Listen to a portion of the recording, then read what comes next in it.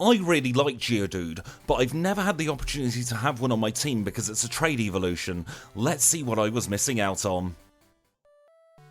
The beauty of doing challenge runs is that you don't need to trade with your friends to evolve some of these Pokémon. Instead, we can evolve in single player, because what I've done is I've modded in a linking cord similar to the one you find in Legends Arceus, and that's going to be available after we've defeated the radio tower from the Mahogany shop. And moving forward, with any time we need to do a trade evolution that doesn't require an item, it's always going to be in that Mahogany shop after the radio tower. I think that's probably the most balanced point in the run to actually get the linking cord, so we can see our final stage evolution. But now let's take a look at the stats of our Geo fella. We are level 5 with 20 HP. We are holding a berry and our only move is Tackle. And in terms of our stats, we've got 14 in attack, 16 in defense, 9 in the specials, but just 8 in speed. 14's a very, very decent attack stat for this early on in the run, and I'm sure it will get us very far, but we do have to watch out for that rather pitiful special defense stat. I think when we get to places like Rival 2, that will be a huge problem for us. Our first wild encounter was no issue whatsoever. It was a Hoppip, that's perfectly passive. So we knocked it out in 3 tackles, and we can move on to the first rival battle. This is going to be the easiest of the rival battles for a while. It's the Chikorita he's got this time. That is because of Razor Leaf at Rival 2. That is a much, much more dangerous move than Water Gun at that particular juncture. And now it's time for a gym that should be very easy. We're against Falconer. He's a flying type specialist, and we have Rock Throw on the learn set. As long as we can yeet a rock at this Pidgeotto, it's all over for Falconer, and we can get his badge in 6 minutes and 23 seconds. Let's now move on to another easy gym battle. This time it's going to be Bugsy of Azalea Gym. This should be a very, very clean battle. We are 4 times super effective against the Scyther and 2 times super effective against both of the Cocoons. A swift rock to the chops takes care of both the Metapod and the Kakuna, and we can turn our attention to the Scyther. Fury Cutter barely tickles us as we grow to level 20 when we knock it out, and we get the option to learn Boom. We're not going to be going Boom because that would end the challenge run, and instead we're going to get the Hive badge in 12 minutes and 24 seconds. We can't celebrate for too long though. This dreaded Rival 2 is just around the corner. We've got to dig in and hope for the best. We're starting at level 23. I don't think we're going to be finishing at level 23. The Ghastly's no problem, we've got Magnitude for that, but here is the issue. Razor Leaf is a one-shot even without a critical hit, and we're going to have to get more levels. We'd actually run out of trainers by the time we got to level 24, so we had to do the grind on the wilds instead. We decided to get 2 levels initially because that will get us evolving from a Geodude into a Graveler, and that does give us a tiny buff to our special defense. We're only 45 in special defense as opposed to 30, but every little helps, and that might just be the key, along with our now 95 in attack, to get through this battle. We know that the Ghastly is going to be completely irrelevant. We can just use a Magnitude and it'll go away. Here comes the Bayleaf. Let's see if it's any better this time. We're using Magnitude even though it's resisted because it is going to give us the highest possible damage output. You can see there we 2-shot the Bayleaf, we can throw a rock at the Zubat, and in just 2 resets, this incredibly specially weak Pokemon got through Rival 2, and now Whitney is going to be easy. We one-shot the Clefairy, and then we can get onto the Miltank. We resist rollout, she's already locked herself into it, it's 2 Magnitudes to send it away, and that's the plain badge in 28 minutes and 8 seconds. Considering we are 4 times weak to the rival, I am incredibly happy about that. Rival 3 should be an awful lot easier. We've got Hidden Power Bug on the learn set by this point. I chose Hidden Power Bug over Hidden Power Flying because we're not really going to need anything for the fighting types. We've got huge physical defense, and some of our biggest weaknesses are going to be on those special attacking types. So by having Hidden Power Bug, we're going to be able to hit 3 special attacking types for super effective damage. And with an incredibly easy Rival 3 out of the way, we can move ourselves into Morty's Ghost and Poison type Spectacular Gym. He is going to lead with Ghastly, and that's going to go down in a single Magnitude.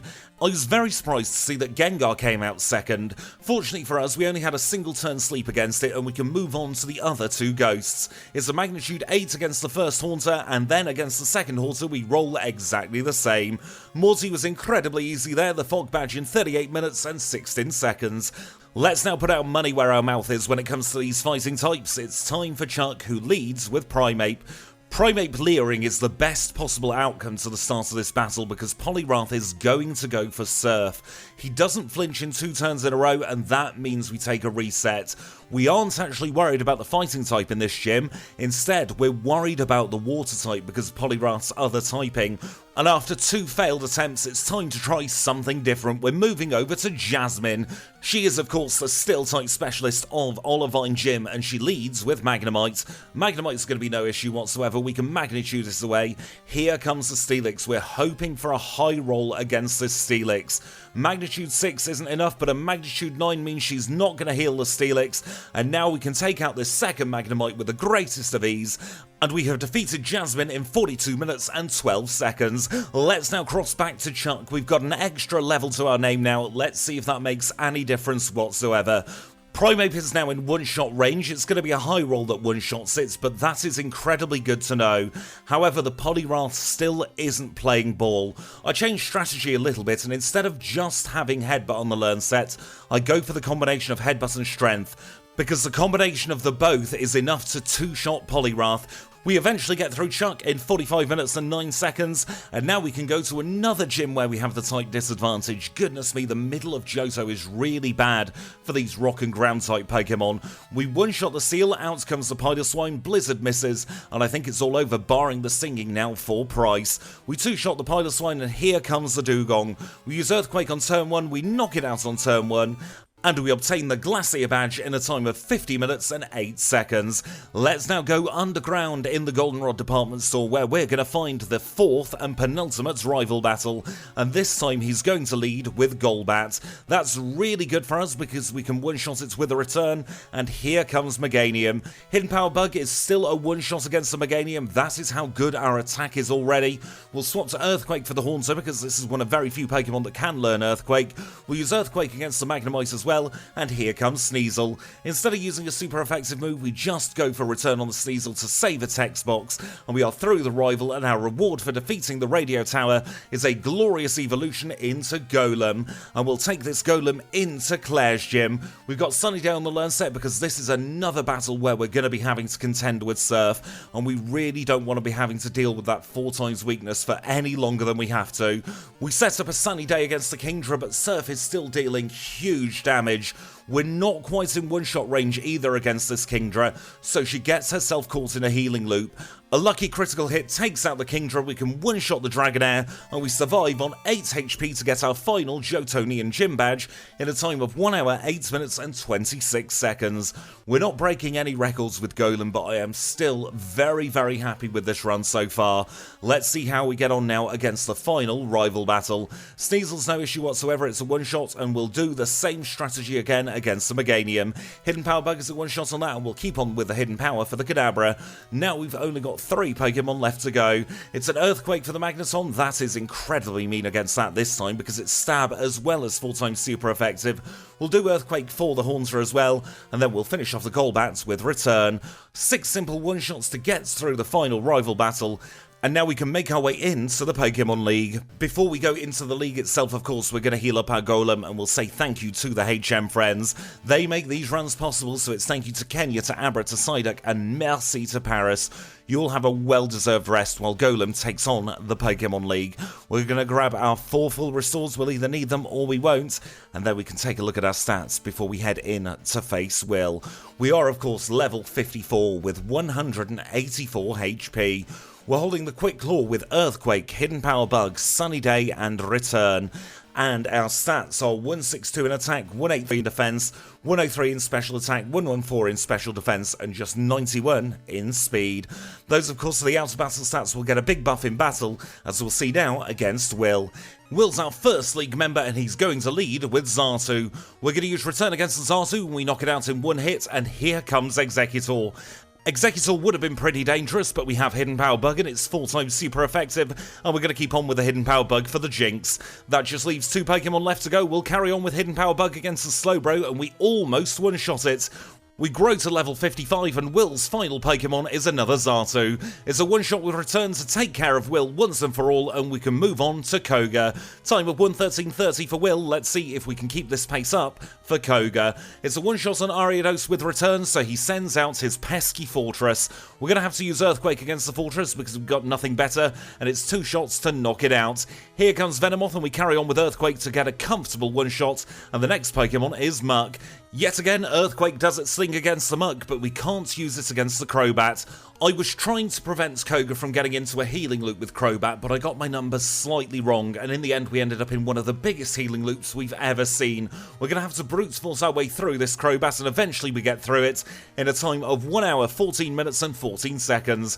Let's now move on to Bruno, arguably the most dangerous of the Elite Four for us, and he leads with Hitmontop. Hitmontop has no fighting moves, and it goes down to a single Earthquake, and we do exactly the same against the Hitmonlee. The third Pokemon out is Hitmonchan, and we take some guaranteed damage from Mach Punch, and here comes the big guns. It is of course the Machamp. We take a lot of damage from Cross Chop, but it's not enough to save Bruno's day. We one-shot the Machamp after he heals, and here comes Onix. Onix is a simple one-shot to finish off the battle, 1 HP lower than nice, and we can move ourselves on to Karen. Karen is of course the final Elite Four member, and she's going to lead with Umbreon. We tried the HP up strategy, but it didn't work out in our favour this time, and we did get a sand attack to the face, but that should be okay. I don't think the rest of this battle is going to be particularly challenging. We can use Return against the Houndoom to take care of it in one single hit, and the next Pokemon is going to be Gengar. Gengar is of course weak to ground, so a single Earthquake takes care of that, and her final Pokemon is Murkrow. She uses Whirlwind for no good reason, and that's not going to do anything. We've only got Golem in the party. So Karen handed us the win there in 1 hour, 15 minutes and 40 seconds. And now we can say hello to Lance, the Liar with the Flyers. He is, of course, the champion of the Johto region, and he's going to lead with Gyarados. For this battle, we've got rid of Hidden Power Bug and we're replacing it with Rollout. That combined with Sunny Day is the easiest way to get through the start of this battle. We do 2 Rollouts against the Gyarados and it gets knocked out, and Rollout is now powerful enough to take care of the first level 47 Dragonite. We miss against the second level 47 Dragonite, and while it might seem counterintuitive, that was perfect luck, because if every Rollout hits from here on out, we are guaranteed the victory. We would have taken huge damage from either of these 2 Pokemon if we had to build up the Rollout. So now we just need this last Rollout to connect, which it does, and we've defeated Lance on our first attempt in a time of 1 hour, 17 minutes and 10 seconds. And our final Hall of Fame time is 1 hour, 17 minutes and 25 seconds. That puts Golem in 50th place on the leaderboard as it goes through the league. We'll have to see if that changes, so don't you dare go anywhere. Kanto is next. And we rejoin here in Vermilion City, where the first thing we do in Kanto is the last thing we do in Johto. We're going to get another rare candy, this time from the chairman of the Pokemon Fan Club. And with that safely tucked away in our bag for another run, I can confirm that we're going to be doing our standard Kantonian routing. I really don't think there's a universe out there where Golem would struggle at Lieutenant Surge. But of course, while the Kantonian Gym Battle Gauntlet is going on, we're going to have another opportunity to have a little sit down and a little chat together about some things that I want to talk about. And I know I always use this Kantonian segment to waffle on about something or other, so please do feel free to skip ahead if you don't want to hear this. The timestamp for the blue battle is 15 minutes and 58 seconds. In the meantime, all of you who want to sit down and have a little chat, I want to talk about diversifying. The first thing I want to stress is that we're not going to be getting rid of the challenge runs, not at all. This last set of runs I've done since the Raticate run back in July, all the way to now, has been my favourite set of runs we've ever done together here on the channel, and the Crystal runs are absolutely going to keep coming. You may have noticed though, we've already diversified into Generation 3 runs. Those runs are going to be continuing fortnightly for the foreseeable future. And then the other big thing I want to start doing is I want to start creating content that isn't necessarily a solo challenge run based content. Something that has come up a few times here on the channel is the idea of taking all of our HM friends around the Johto and Kanto regions to see just how well they fare. I think that would be a really fun video to do after we've done the Parasect run. That's currently penciled in for some point in early January, but we'll have to see just how well the run goes before I can commit to uploading it. Another thing that is deep in active development at the moment is a tutorial and a guide to getting into challenge running Crystal. That is probably my most requested video that isn't a challenge run, and I am incredibly excited to do it, but at the same time I've got no idea where to start. So I'm hoping that will be out by the end of the year, but I cannot make any promises, because I want to make it as useful and as comprehensive as possible for everybody who wants to start challenge running Generation 2. And finally, I'm going to be bringing a stream exclusive series into the pre-recorded videos.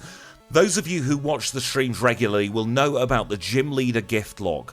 This is where we've disabled catching entirely in Pokemon Crystal, and instead you get your first random starter from Professor Elm, and every other Pokemon you acquire is a gift from a gym leader after you've earned their badge.